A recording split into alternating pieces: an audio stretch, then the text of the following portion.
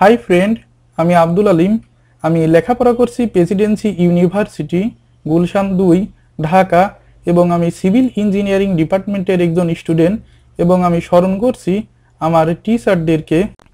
আমি গত টিউটোরিয়ালে সিএসআই সেই পেজে স্ল্যাবটি করেছিলাম, সেই স্ল্যাবটিতে আজ লোড অ্যাপ্লাই করব এবং রেইনফোর্সমেন্ট বের করব, যার রেইনফোর্সমেন্ট আমি হ্যান্ড ক্যালকুলেশনের সাথে মিলাবো, দেখব কতটুকু এটা সঠিক অ্যান্সার দেয়। যাই হোক, এখন আমি সফটওয়্যারটি ওপেন করি। গত টিউটোরিয়ালে আসলে এই স্ল্যাবটি করেছিলাম, এখন এই স্ল্যাবটিতে আমি লোড অ্যাপ্লাই করব। এর জন্য আমি প্রথমে অ্যাসাইনে যাব। তার আগে আমি দেখতে পাচ্ছি এখানে আমার লিফট হবে, বাট লিফট ওয়ালটি আমি এখনো দিইনি। লিফট ওয়ালটি আমি দিয়ে আসি। আমি এখানে ক্লিক করলাম ড্র ওয়াল, এখানে লিফট ওয়ালটা আসলো, যার বিলো হাইট হবে 10 ফিট। এজন্য কিবোর্ডে আমি 10 লিখলাম, জাস্ট এখানে ফিটে আছে তাই কিবোর্ডে আমার ফিট দেওয়ার প্রয়োজন হলো না। এখান থেকে এখানে এখানে এখানে অবশ্যই এখানে আমি এটা অ্যাড করে দিলাম। এখন এটার কাজ যেহেতু শেষ, এটা আমি কেটে দিলাম, অথবা কিবোর্ডে এসকেপ ক্লিক করেও আমি এই কাজটি করতে পারতাম। এখন ডিফাইনে যাব, ডিফাইন থেকে লোড প্যাটেন্ট, এখানে আমি অ্যাড লোড প্যাটেন্ট, আমি দুইটি লোড অ্যাড করলাম। এটা প্রথমে ফ্লোর ফিনিশ এবং লোড হবে সুপার ডেড, এটা হবে পার্টিশন ওয়াল, এটাও সুপার ডেড। আর একটা কথা বলে নিই, যেহেতু এটা পার্টিশনাল লোড, আপনাদের প্রশ্ন আসতে পারে পার্টিশনাল লোড সরাসরি তো বিমের উপরই হবে, তে আমি স্ল্যাবের উপর কেন দিলাম।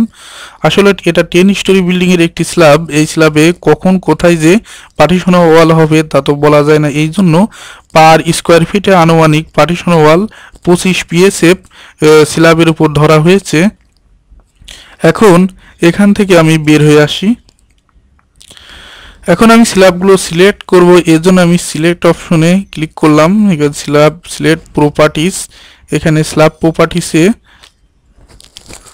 ক্লিক করলাম। এখান থেকে স্ল্যাব 1 ক্লিক করে আমি ওকে ক্লিক করে বের হয়ে আসলাম।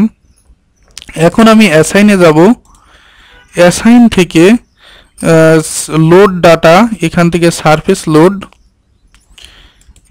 এটা লাইভ লোড হবে 40 PSF রেসিডেন্সিয়াল বিল্ডিংয়ে 40 PSF। ওকে, পুনরায় আমি এখানে প্রি সিলেক্টে ক্লিক করে আবার সিলেক্ট করে ফেললাম। আবার অ্যাসাইন থেকে সারফেস লোড ডাটা থেকে সারফেস লোড, এখানে ফ্লোর ফিনিশ হবে 25 PSF।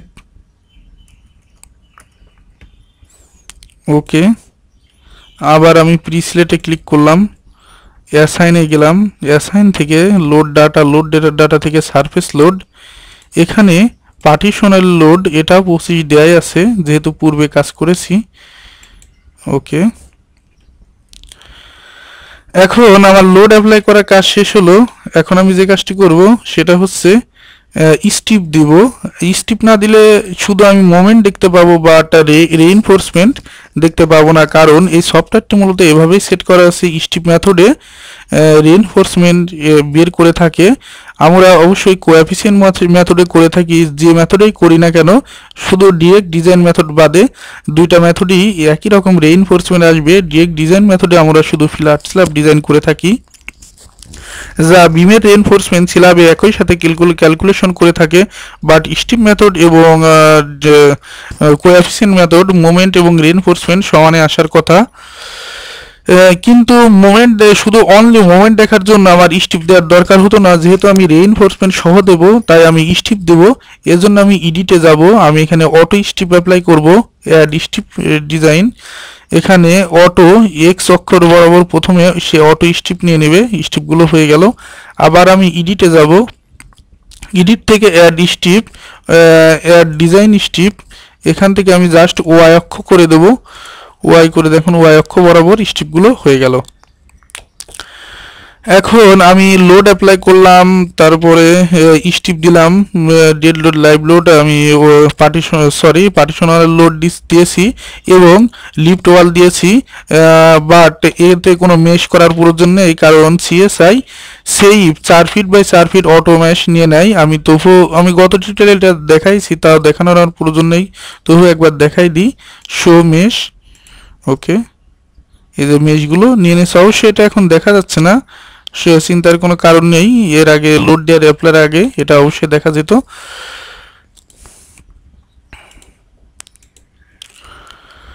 এখন আমি অ্যানালাইসিস দিব, তার আগে আমি ডিজাইনে গিয়ে আমি লোড কম্বিনেশনটি দিইনি, লোড কম্বিনেশনটি দিয়ে আসি। Load combination, add a new combo. এখান থেকে আমি লিখব অল লোড, আমার বোঝার সুবিধার্থে এখানে যে কোনো নামে অ্যাপ্লাই করা যায়।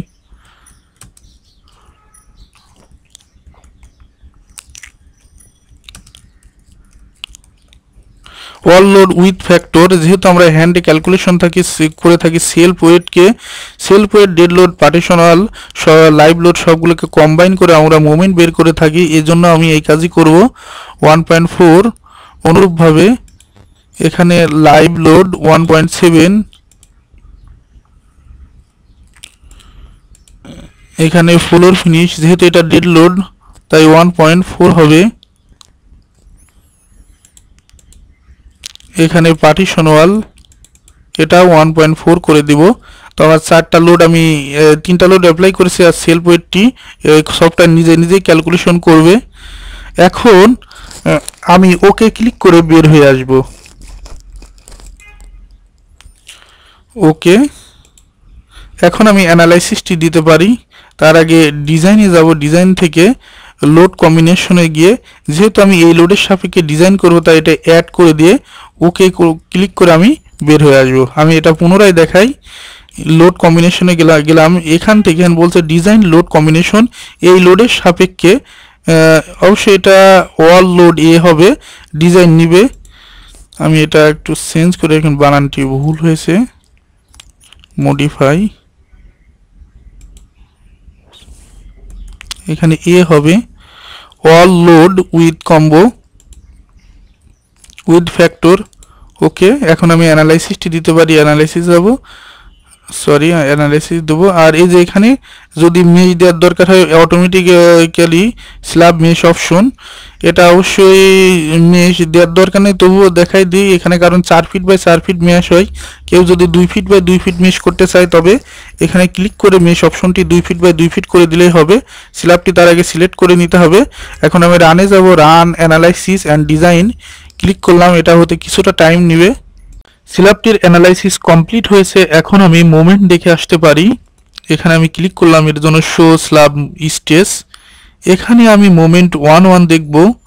এবং এখানে অবশ্যই load combination, all load with factor, আমরা যেভাবে হ্যান্ডে ক্যালকুলেশন করে থাকি, all load, self weight, dead load, live load এক জায়গায় করে আমরা যোগ করে ফ্যাক্টর সহ তারপর আমরা মোমেন্ট ক্যালকুলেশন করে থাকি, মোমেন্ট M11। এখন এটা এখানে M11 দেওয়া আছে, এখন আমি অ্যাপ্লাই দেব এবং এই অংশটি আমি ক্লোজ করে দিলাম। এখানে আমি দেখতে পাচ্ছি নেগেটিভ মোমেন্ট -3.57 এবং পজিটিভ মোমেন্ট 2.43 আসছে। এই স্ল্যাবের ম্যাক্সিমাম, মিনিমাম মানে নেগেটিভ মোমেন্ট, এবং পজিটিভ মোমেন্ট আসছে 2.43। এখন আমি এটা হ্যান্ডের সাথে দেখে আসি, হ্যান্ডে কতটুকু ঠিক হয়েছে। 3.57, এটা আমি হ্যান্ডে মোমেন্ট ক্যালকুলেশন করেছি কোএফিসিয়েন্ট মেথডে, এবং পর্যায়ক্রমে আমি দেখাই দিয়ে এটা কিভাবে ক্যালকুলেশন করেছি। যে এই ফর্মুলাগুলো ইউজ করে এবং এই কোএফিসিয়েন্ট, এই ডাটা টেবিলগুলো আমরা ইউজ করে ইন্টারপোলেশনের মাধ্যমে আমরা বের করে থাকি। এবং এটা হচ্ছে লেআউট ফর লং ডিরেকশনের মোমেন্ট। লং ডিরেকশনের ম্যাক্সিমাম মোমেন্ট বের হয়নি, বাট শর্ট ডিরেকশনে এই স্প্যানের এই কর্নারে এটা ম্যাক্সিমাম মোমেন্ট, এই টোটাল মোমেন্টের মধ্যে নেগেটিভ ম্যাক্সিমাম, এটা হচ্ছে নেগেটিভ ম্যাক্সিমাম, এবং পজিটিভ ম্যাক্সিমাম এটা হচ্ছে কিপ ইঞ্চে। এখন আমি ক্যালকুলেশন করে দেখাই যে সফটওয়্যার বের হয়েছে কতটুকু। সফটওয়্যারে ভ্যালু দিয়েছে 3.57 ইন্টু 12 42.84 আমি করেছি 41.20, যেহেতু এটা অনেক ক্যালকুলেশন করে একটি ইন্টারপোলেশন করে অনেক কিছু করে এটা হয়েছে পয়েন্টের উপর অনেক সংখ্যায় মাঝে মধ্যে বাদ দিয়েছি, তাই এখানে ক্যালকুলেশনে দেখাচ্ছে 42.84 এবং প্রায় কাছাকাছি বললেই চলে। এখন এই মোমেন্টটি আছে 28.31, এটা বাট সফটওয়্যারে দেখাইছে 2.57 ইন্টু 12, এটা হচ্ছে 30.84, বাট এখানে 28.31। আমি পুনরায় দেখে আসি সফটওয়্যার আসলে এটা 2.43 সফটওয়্যারে, এটা আমি 2.43 দিয়ে করে আসি। 2.43 ইন্টু 12 29.16, বাট আমার হ্যান্ডে এই মোমেন্টে দেখাচ্ছে 28.31, এটা প্রায় কাছাকাছি এসেছে। অতএব হ্যান্ড ক্যালকুলেশন এবং সফটওয়্যার ক্যালকুলেশন অ্যাপ্রক্সিমেটলি সিমিলার। অতএব আমরা সিএসআই সেইপে আমরা মোটামুটি স্ল্যাব ডিজাইন করতে পারি। এখন আমি রেইনফোর্সমেন্টটি দেখে আসতে পারি। এর জন্য ডিটেলিংয়ে যাব, ডিটেলিং থেকে এখানে এর জন্য আমি ডিসপ্লেতে যাব, ডিসপ্লে থেকে শো স্ল্যাব ডিজাইন। এখানে ইম্পোজ মিনিমাম রেইনফোর্সমেন্ট, মানে মিনিমাম রেইনফোর্সমেন্টের উপরে এটা হবে না, মানে নিচে মিনিমাম রেইনফোর্সমেন্ট নিচে আমরা রেইনফোর্সমেন্ট অ্যাপ্লাই করি না। যা হোক, অবশ্যই এটা পজিটিভ মোমেন্টে অনেক কম এসেছে, তাই হয়তো পজিটিভ মোমেন্টটি মিনিমাম রেইনফোর্সমেন্টের চেয়ে আর কি কম। এখানে show slab, show top river এবং বটম রিভার দুইটাই দেখতে চাই, মানে পজিটিভ নেগেটিভ, এবং show river intensity area unit wait পার ফিটে কতটুকু রেইনফোর্সমেন্ট লাগবে এটা দেখব। এখন অ্যাপ্লাই দিয়ে আমি এটা ক্লোজ করব। এটা বটম রেইনফোর্সমেন্ট 0.12, এটা অবশ্যই মিনিমাম রেইনফোর্সমেন্ট গভর্ন করেছে, এবং পজিটিভ মোমেন্ট 0.18। আমি দেখে আসি আমার হ্যান্ড ক্যালকুলেশনে।